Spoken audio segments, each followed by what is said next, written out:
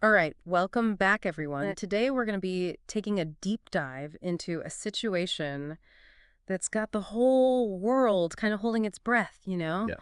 the conflict between Israel and Iran. Yeah, definitely a lot of tension and a lot of questions about where things are headed. Right, exactly. You see headlines about missile strikes, rising tensions, but we're going to go deeper than those headlines. We're going to unpack what happened, why it happened, and what it could all mean, not just for that region, but for all of us globally. Absolutely, it has ripple effects for sure. Yeah, it does. So we've got excerpts from a couple of recent CNN articles, really lay out the events, and that's where we're going to start for this deep dive. Sounds good. And what's really striking to me just looking at this whole situation Yeah. is how we've shifted from decades of what some people call a shadow war, right? This indirect conflict Mm-hmm. to something that feels much more like a direct confrontation. It does. It feels like it's out in the open now. So let's break down how we even got to this point. October 1st was a huge turning point, right? That's when Iran launched this massive missile attack on Israel, like over 200 projectiles. That's, to put it into perspective, the largest attack of its kind they've ever done. It's a pretty significant escalation. Yeah, for sure. Now, Iran is saying this was retaliation for the killing of Hezbollah leader Hassan Nasrallah and others. But looking a little closer, this attack, the sheer scale of it, it kind of suggests something more. Right, it's like they're really flexing their military muscle, sending a clear message. Yeah, it's bold, for sure. And Israel's response was pretty swift, and it was multifaceted. They launched a ground war in Lebanon, targeting Iranian-backed militants. And then on October 21st, they conducted airstrikes against targets within Iran itself. But, and this is key, these weren't random strikes. They were very specifically focused on facilities that manufacture missiles, surface-to-air missile systems, things like that. Yeah, and they really seem to have avoided hitting any critical infrastructure, like oil fields or nuclear facilities. Right, and that feels deliberate, almost like trying to contain the conflict.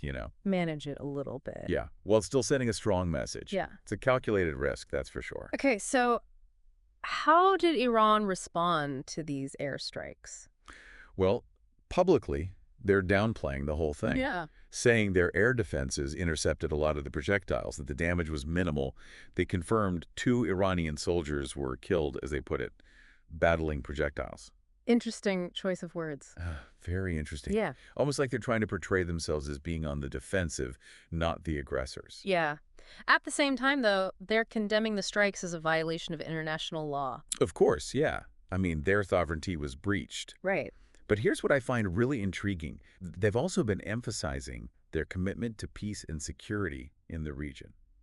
It's a bit of a balancing act, isn't it? It is. Trying to project strength, but also trying to avoid things getting even more out of control. Which, frankly, they may not be able to control fully. Exactly. So all of this is happening against the backdrop of this long-running shadow war, right?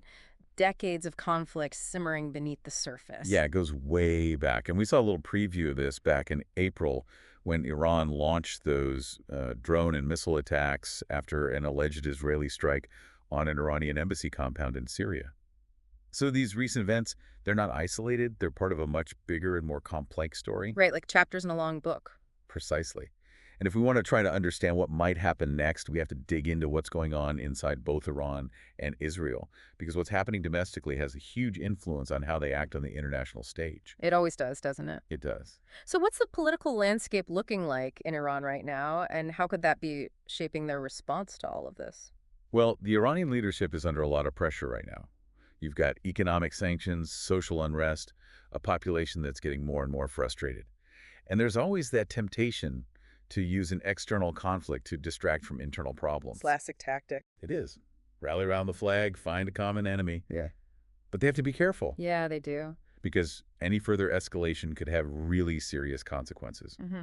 especially for their economy, which is already in a fragile state. Yeah. So high stakes. And what about Israel? What's the political climate there? How might that be influencing their approach? Well, you've got Prime Minister Netanyahu, who's known for taking a pretty hard line when it comes to Iran. He's definitely under pressure to look strong, to deter any future attacks. But he's walking a tightrope too, right? Absolutely. I mean, there's potential international backlash if things escalate too far. And he can't ignore the risk of dragging the U.S. into a wider conflict, which might not be something they're willing to do. Not at all. And then there's a domestic political situation Yeah. in Israel to consider. Right. He needs to keep public support. As this drags on, that's going to get harder and harder. For sure. So both sides facing these complex internal pressures that are really adding fuel to the fire. Yeah, and it's a situation that could easily spiral out of control. We're not just talking about a conflict between two countries here. It's a clash of ideologies, a struggle for regional power, and a real test of those international alliances. And the stakes, I mean, they couldn't be higher. We're talking about potential disruptions to energy supplies, global economic instability, and, of course, the human cost of all of this. Which brings us to that big looming question. Hmm. What happens next? We've looked at the history, the recent events, the pressures each side is facing. But what are the possible scenarios going forward? Where do we go from here? And that is exactly what we are going to explore next. We'll dig into the potential for things to escalate further, the possibilities for de-escalation, and what role, if any, the international community can play in shaping the outcome of all of this. So we're looking at this really tense situation, right? Yeah. Is there any way back from the brink? Like, what can the international community actually do to maybe cool things down before it gets even worse? Yeah, I think that's the question on everyone's mind. It does feel like we're walking a tightrope here, doesn't it? One misstep and, well, the consequences could be disastrous. No doubt. I think the most important thing is for the international community to really present a united front. Yeah. Clear, strong condemnation of all the violence from everyone involved and consistent pressure on both sides to just show some restraint. We've seen statements from the US, the UK, others, but it needs to be more than just words, right? It does. It needs to have some teeth. So what about sanctions? Could those actually be effective in this situation? I mean, Iran's already been under sanctions for years. Yeah, sanctions are tricky. They are. I mean, they can definitely put economic pressure on a country, Yeah. but they can also backfire.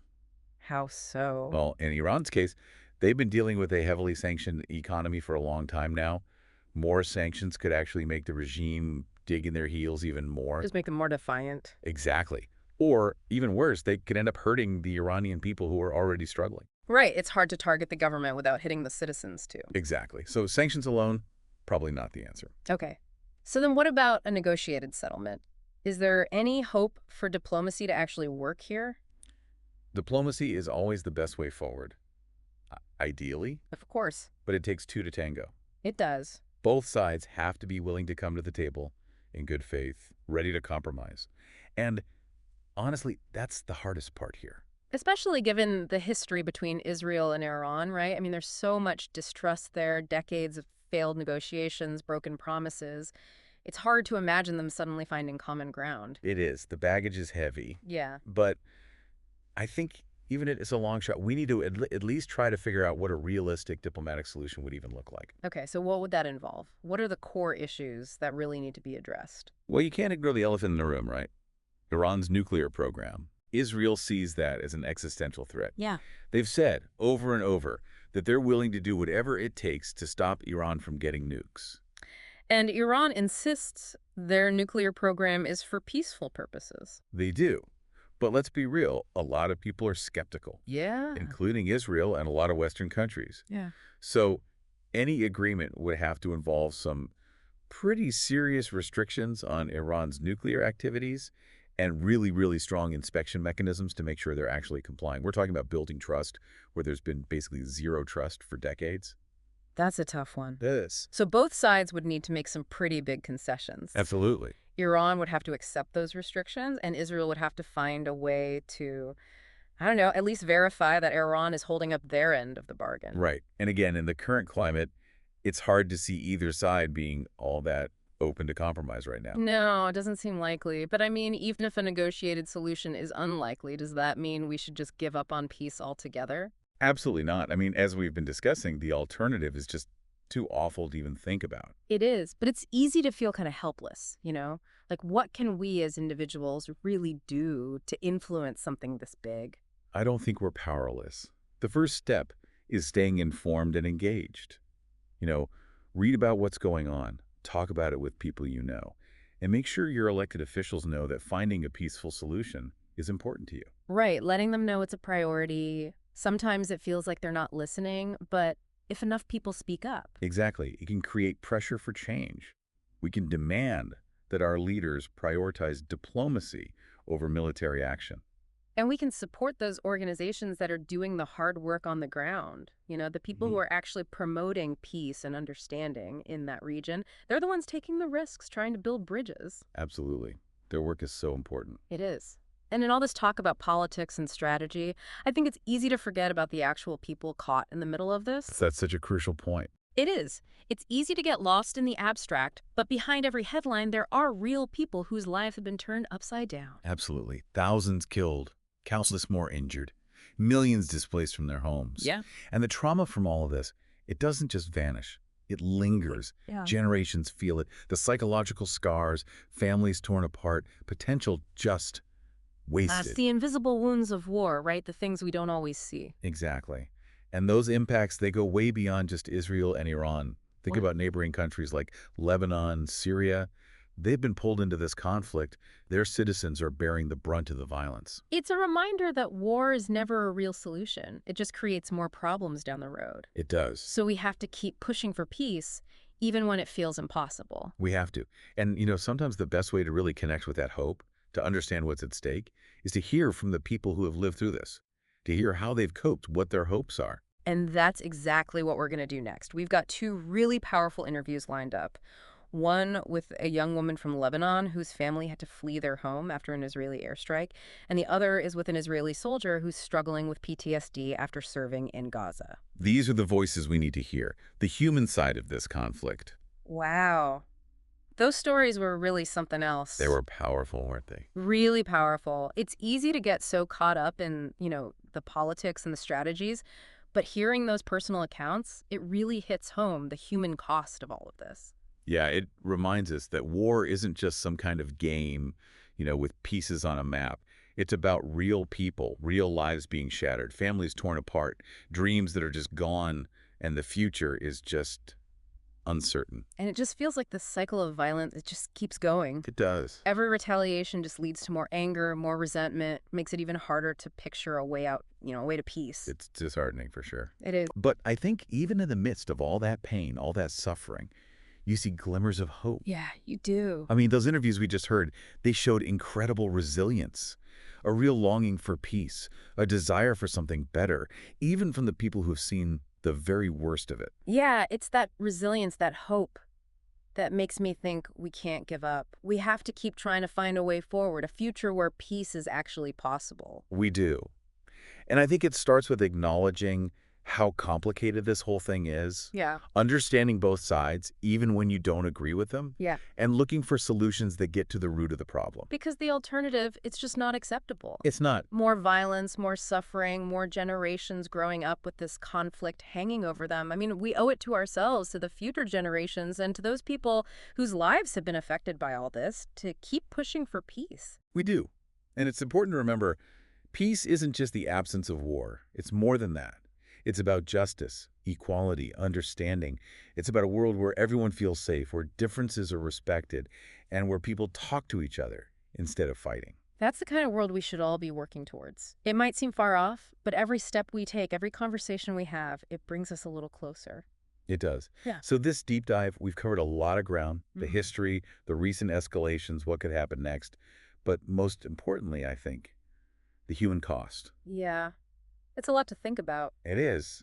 But I hope it's given you a deeper understanding of this conflict, how complex it really is.